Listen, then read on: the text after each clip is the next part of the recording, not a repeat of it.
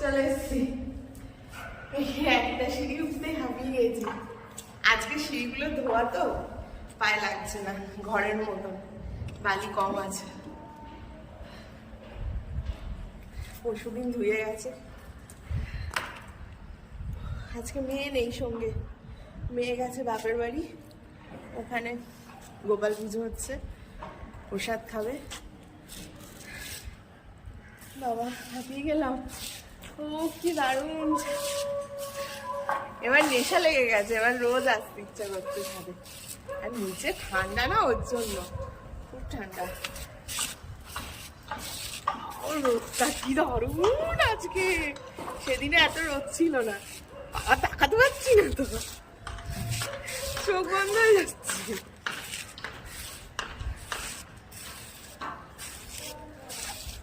আজকে পরিষ্কার, আজকে কোনো পটি টটি কিছু নেই পাখির।